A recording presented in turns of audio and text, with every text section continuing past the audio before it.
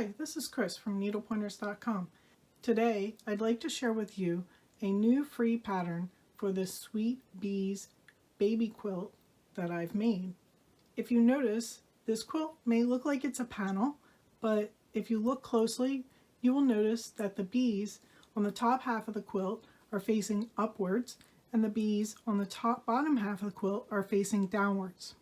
This is because the fabric I used to create the main part of the quilt, or the panel part, is actually fabric that's labeled as a border fabric.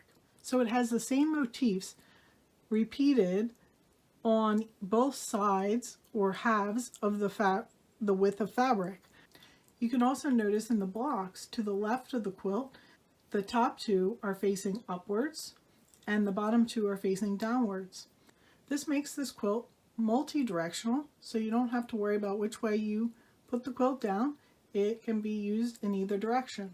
Keep watching this tutorial and I will show you how I've made this quilt. We will also have a page on our website linked in the description below with a full photo and written tutorial of this pattern and how to make it. Let's get started. The fabrics I use from this quilt are from World of SusyBee, and the line is Sweet Bees, and these three fabrics are from that fabric line. The yellow and the orange are from fabrics that I happen to have in my stash. The finished size of this quilt is approximately 43 inches by 35 inches.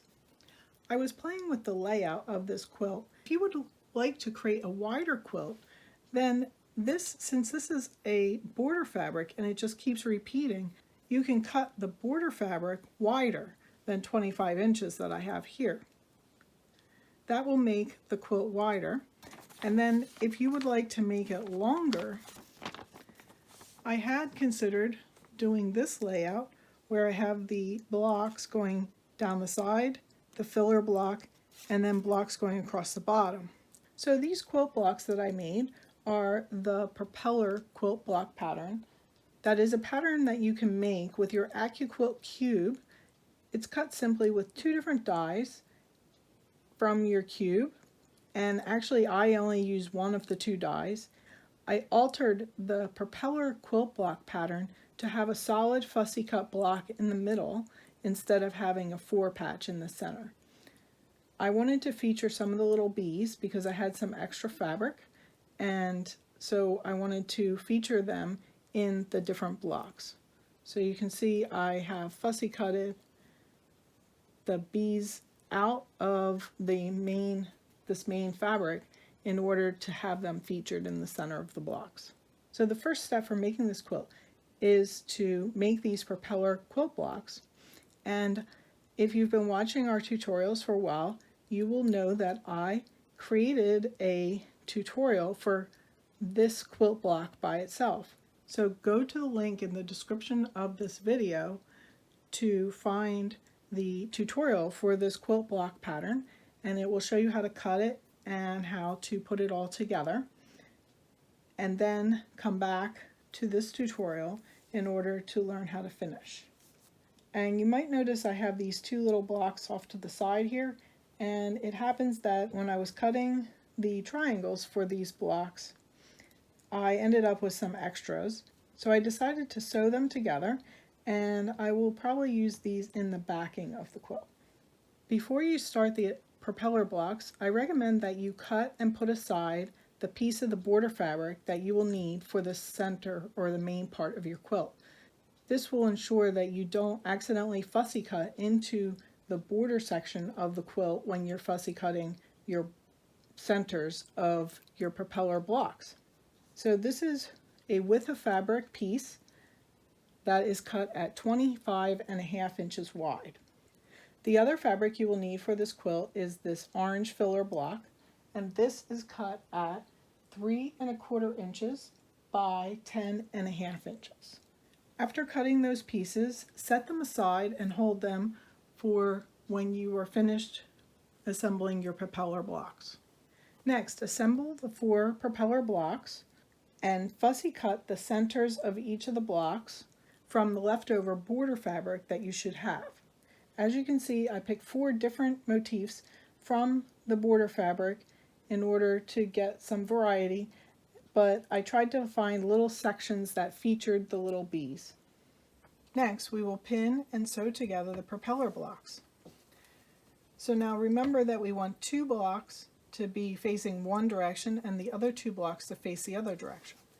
So I've picked these 2 blocks to be sewn together, and if you've assembled your propeller blocks and press the seams in the same direction, then the seams should interlock on the corners. And what that means is you can see that I have the seam pressed this way on that block and the seam pressed that way on the other block. And so that makes kind of a little ridge where you can line these 2 corners up together and have them meet exactly in the right spot.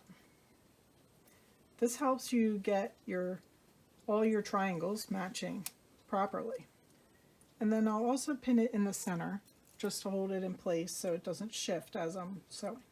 We will be using a 1/4 inch seam allowance for this whole quilt, and I currently have white thread loaded in my top and my bobbin.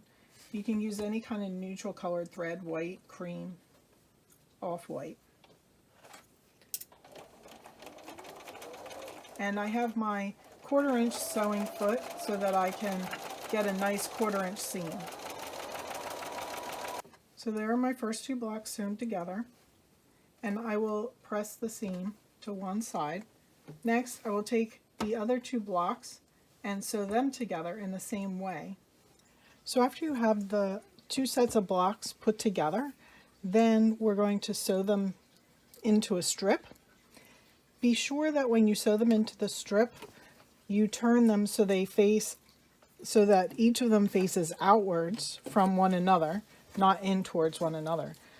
That will make the motifs be upright when they're on the quilt and sewn to the side of the actual panel or border fabric. So I'll sew these 2 together. So here's the 2 sides sewn together. And the last step is to sew on the filler strip.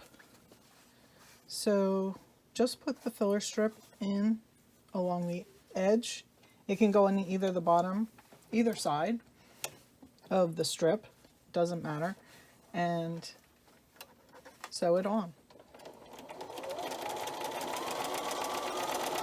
I'm going to go to the ironing board and press the filler strip seam towards the filler strip, and the other seams I'm going to press open. I forgot to mention when I was talking about cutting your main border fabric to be the 25.5 inch wide, you have to trim off the selvages along both ends of the fabric. And I just lined my ruler up with the edge of the stems on the flowers and trimmed off just a small amount so that I don't have the selvage. Next, we're going to sew the border strip onto one side of the border fabric and then sew it with a 1/4 inch seam allowance along this side. So now if I look at this, the bees here on the centers of my block are facing the same direction as the bees there, and then the same on the other end of the quilt. The bees are facing up on the last 2 blocks, and it coincides with the orientation of the bees on the other side of the fabric. So before you go and sew this on, just be sure that your fabric is facing the right direction. And I'm going to start pinning from the side that doesn't have the border strip, because I want the whole block to be part of the quilt. And if for some reason my measurements are a slight bit off, then I can just trim the border strip to be a little bit smaller. So I'll just pin along this edge, and I'll be back in a few minutes when I'm ready to sew this. So I'm at the sewing machine, and I will sew the border strip on to the border fabric.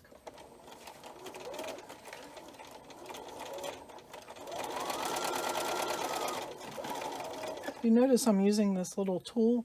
My mom got me this for my birthday, and it's great for holding down seams as you're trying to sew them. It also has this pointed side where you can help hold or guide your seams. I'll put a link to this tool in the web page for this project in case you're interested in purchasing one.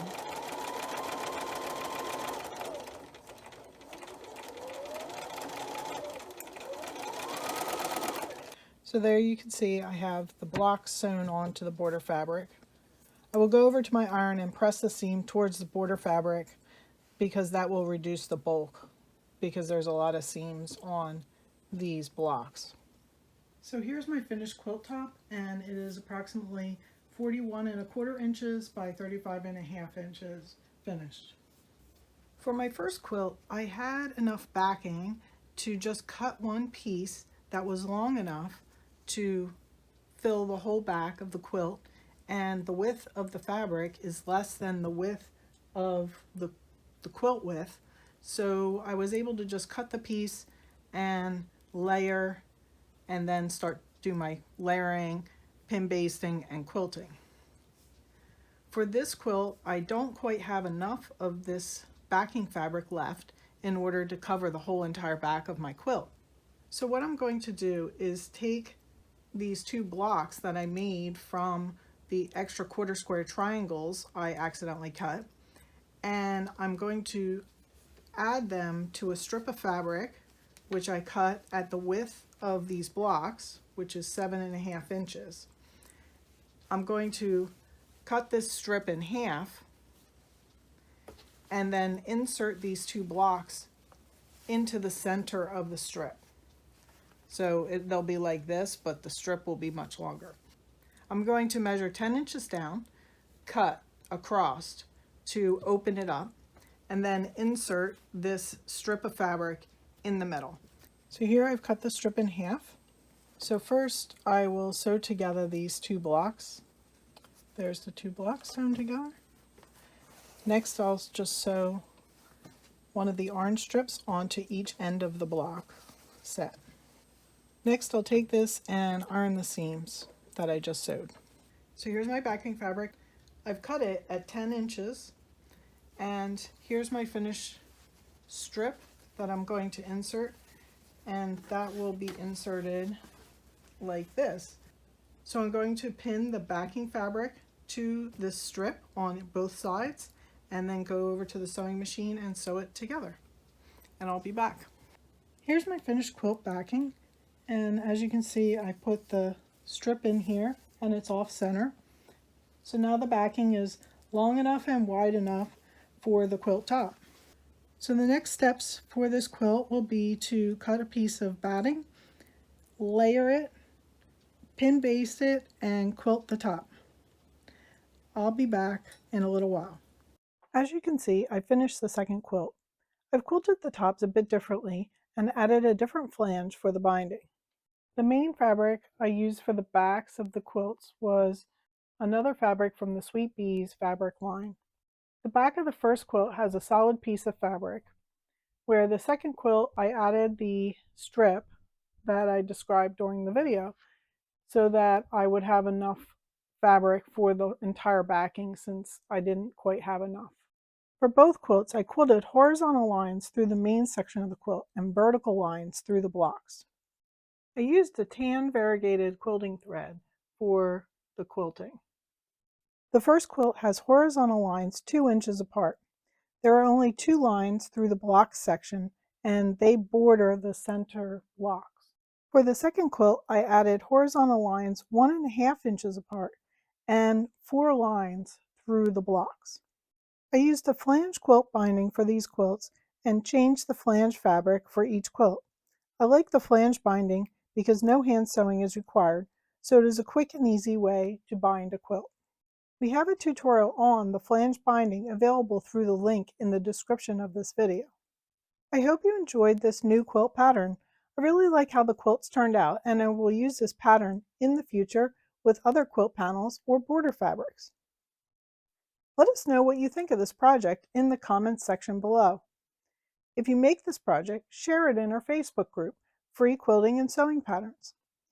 Like and share our videos And if you're not a subscriber, subscribe to our channel so you won't miss future videos. Help us spread our videos by sharing them with your friends on Facebook, Twitter, and Pinterest. Visit our website, needlepointers.com, for lots of other quilting tutorials and free projects.